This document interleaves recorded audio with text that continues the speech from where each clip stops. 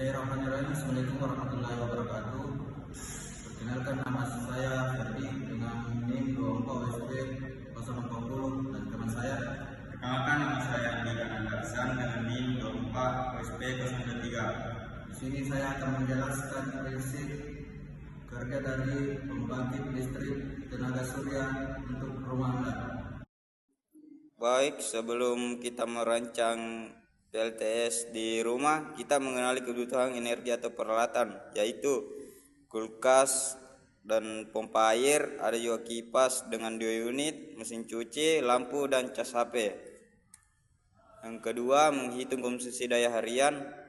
Untuk menentukan kapasitas PLTS yang dibutuhkan, kita perlu menghitung total konsumsi daya harian dalam kilowatt per jam dari semua peralatan, yaitu di sini ada kulkas 1 buah dengan daya 120 selama 24 jam dengan energi atau watt 2880. Yang kedua ada lampu dengan 6 buah dengan daya 60 dengan total menyala 12 jam per hari dengan energi atau watt 720. Di sini ada mesin cuci 1 buah dengan daya 300 dengan menyala 1 hari selama 1 jam dengan energi 300. Kipas angin 2 buah daya ada 50 menyala selama 6 jam per hari dengan energi 300. Cas HP 6 buah daya 30 menyala selama 3 jam per hari dengan energi 90. Pompa air 1 buah daya 250 menyala selama 2 jam per hari dengan energi 500. Yaitu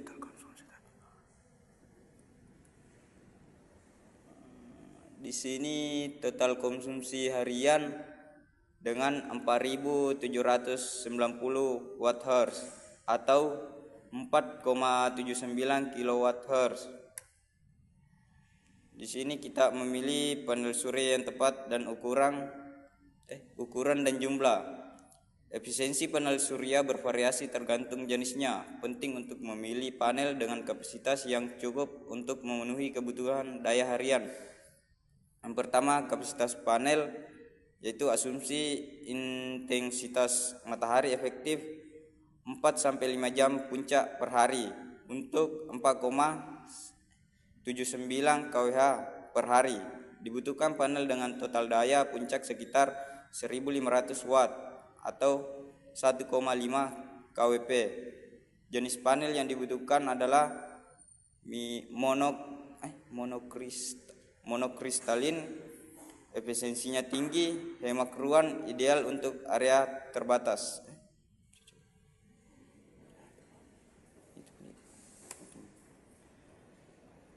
Komponen pendukung lainnya yaitu ada kabel, charge control, dan pengaman.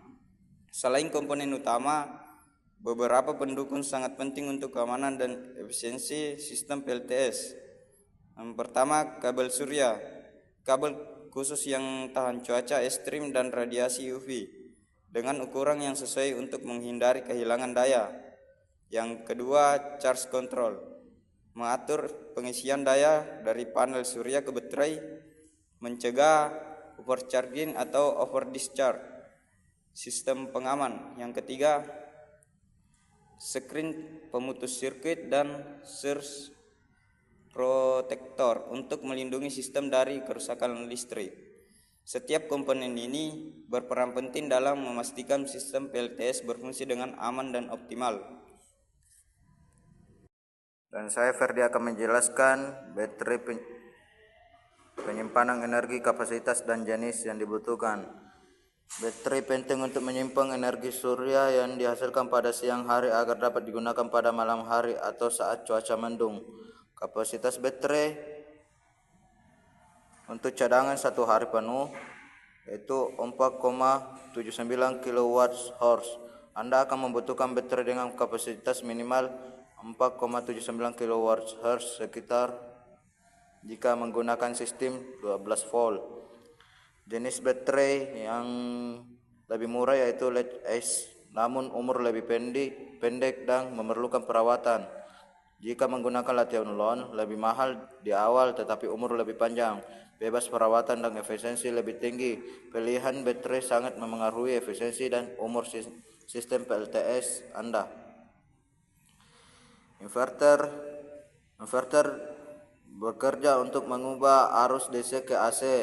Inverter adalah otak dari sistem PLTS yang mengubah arus searah DC dari panel surya dan baterai menjadi arus bolak-balik AC yang digunakan oleh peralatan rumah tangga.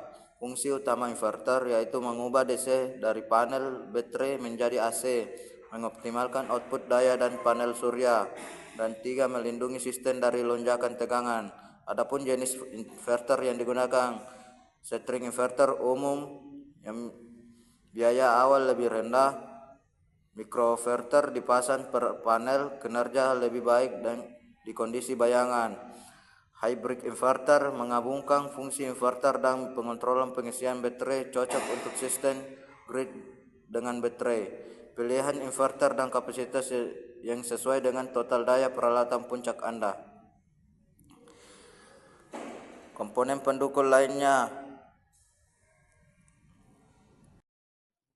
Adapun estimasi biaya dan pengembalian investasi. Investasi awal untuk PLTS mungkin terlihat lebih besar, tetapi pertimbangan menghemat jangka panjang pada tagihan listrik dan dampaknya terhadap lingkungan. Kita bisa melihat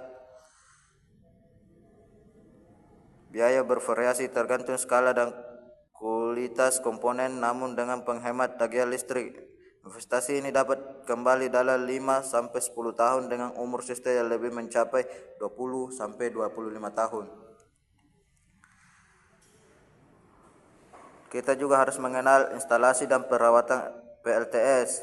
Instalasi PLTS harus dilakukan oleh profesional untuk memastikan keamanan dan kinerja optimal. Perawatan rutin juga diperlukan untuk memaksimalkan umur sistem. 1. Pemasangan profesional, memastikan instalasi sesuai standar keselamatan dan efisiensi serta kompatibel dengan jaringan listrik rumah Anda. 2. Pembersihan panel, bersihkan panel secara berkala 2-4 kali setahun dari debu dan kotoran agar penyerapan cahaya matahari lebih maksimal. 3. Pengecekan sistem, lakukan pemeriksaan rutin pada kabel, inverter, dan baterai untuk mendeteksi potensi masalah lebih awal. Dan 4. Terakhir, pemantauan kinerja, gunakan aplikasi atau sistem pemantauan untuk melacak produksi energi dan konsumsi harian Anda. Studi kasus PLTS untuk rumah Anda, ringkasan dan rekomendasi dengan kebutuhan daya 4.079 kWh per hari. PLTS rumah Anda adalah investasi cerdas menuju kemandirian energi. 1. Kebutuhan daya terpenuhi. Sistem PLTS dirancang akan mampu memenuhi kebutuhan semua peralatan rumah tangga Anda termasuk kulkas 24 jam. 2. Menghemat jangka panjang. Meskipun investasi awal bisa menghemat tagihan listrik bulanan akan sangat signifikan, terutama dengan kenalkan tarif listrik di masa depan. Kontribusi lingkungan, mengurangi jejak karbon rumah tangga Anda dan mendukung produksi energi bersih. Rekomendasi, prioritaskan panel monokristalin dan baterai lithium-ion untuk efisiensi dan umur panjang. Konsultasi dengan installer PLTS profesional untuk desain dan pemasangan yang tepat. Sekian dari penjelasan singkat dari kami. Lebih dan kurangnya mohon dimaafkan. Wassalamualaikum warahmatullahi wabarakatuh.